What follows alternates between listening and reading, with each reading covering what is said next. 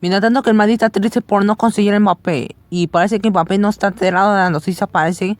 Se ha visto tan contento cuando llegó a Francia para incorporarse para entrenar con la selección previo a mañana frente a Bosnia. Pues gente se vio totalmente feliz y con su estilo vino totalmente feliz, como si nunca no se enteró que no va a ir al Madrid. Bueno, gente, Mbappé se vio tranquilo.